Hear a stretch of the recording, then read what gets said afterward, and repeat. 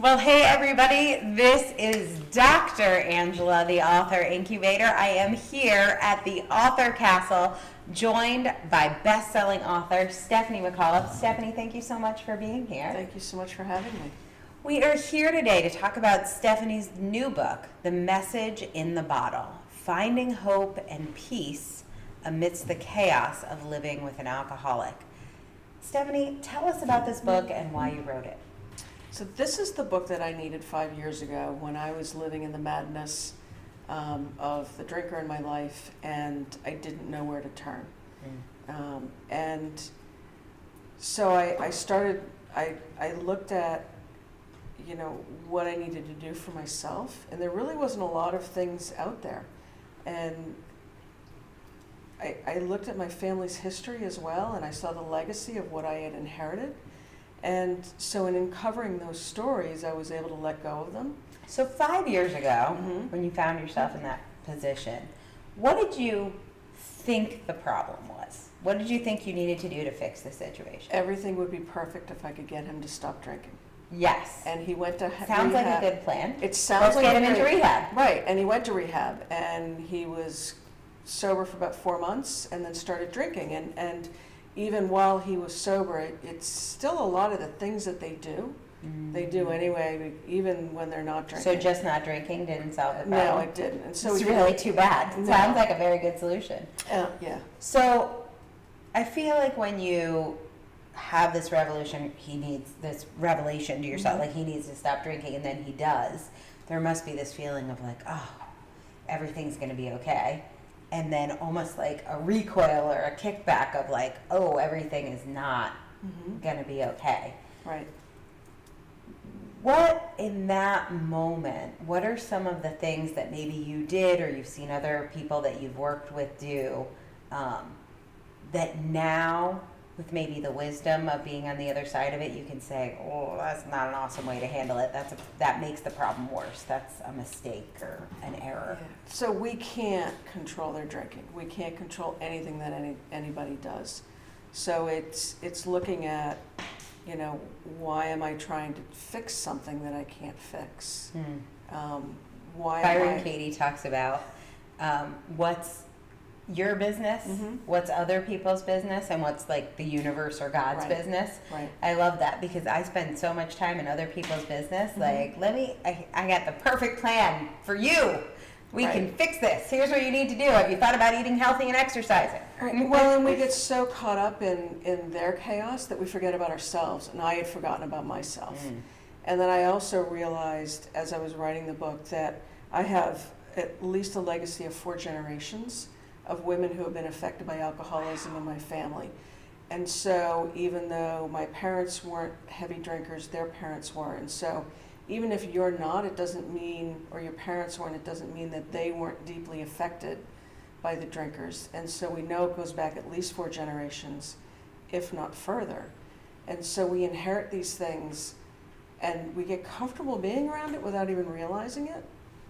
So I think a lot of people, obviously, all my examples go back to food. I think a lot of people have that with food. Like generations of every family holiday centering around food.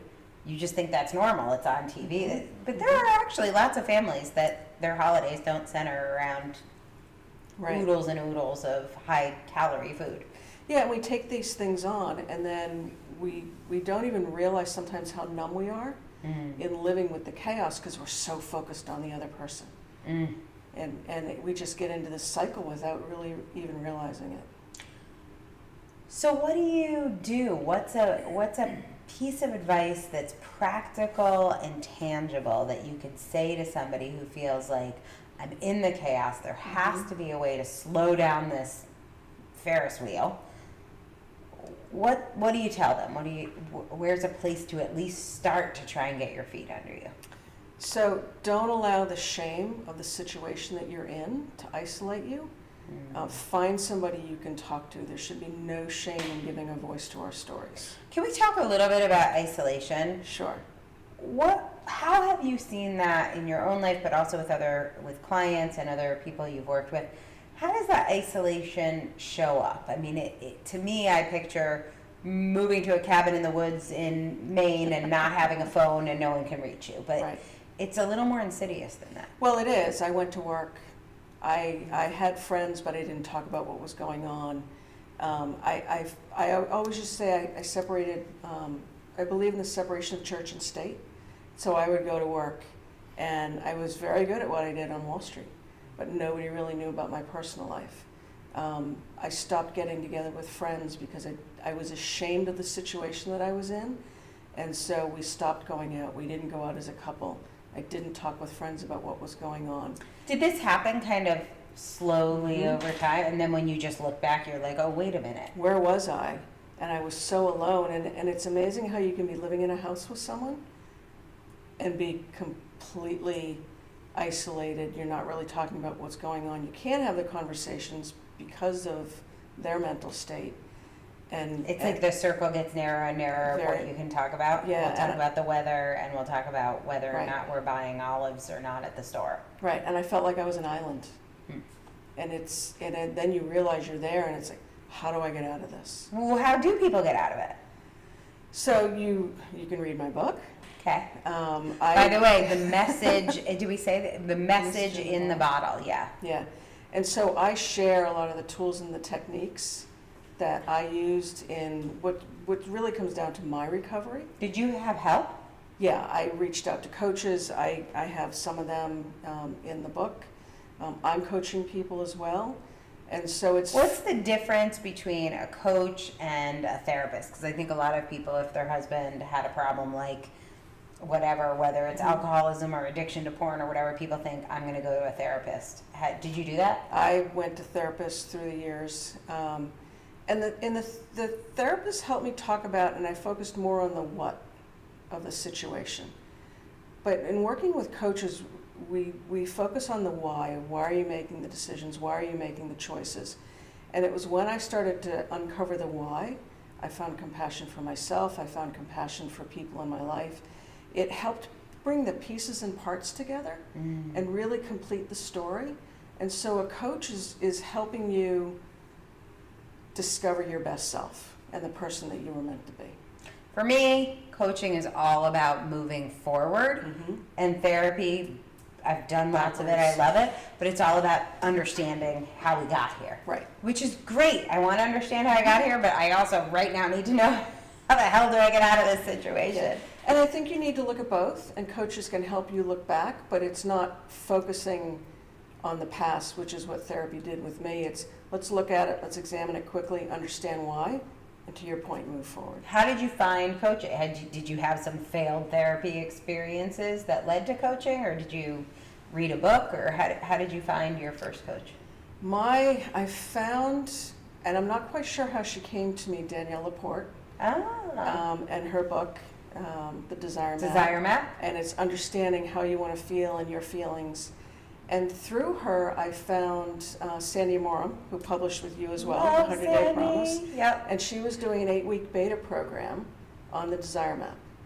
And I remember being stunned on one of our first calls, and she asked me, how do you want to feel? And I couldn't answer the question. Right. How do you want to feel? Ask yourself every that day. right now. Every day, how do you want to feel?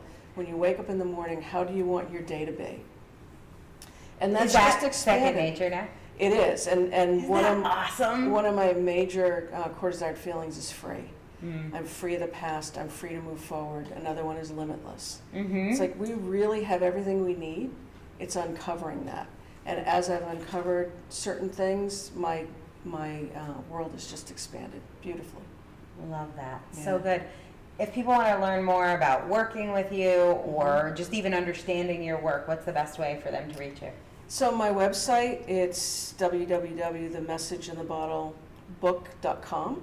Okay, so it's the message in the bottle book.com. Got it. And I have an assessment on there as well, so people can gauge where they are. And Is we one can of go from the there. assessment like, am I going to kill my husband in the next 24 hours, 48 hours? Do you find most of your time focused on the drinker in your life? I think that's question number one. There's 7 questions, but there's a lot of information and insight that comes out of it. and then we can go from there. Awesome. Amazing work. Thank you so much for sharing it with the world. There's so Thank many you. people, I think, who are suffering and don't know there are options out there. Thank you so much for having me. Awesome. Stephanie McAuliffe, she is the author of The Message in the Bottle, Finding Hope and Peace Amidst the Chaos of Living with an Alcoholic. Thank you again for joining us today, Stephanie. Thank you so much.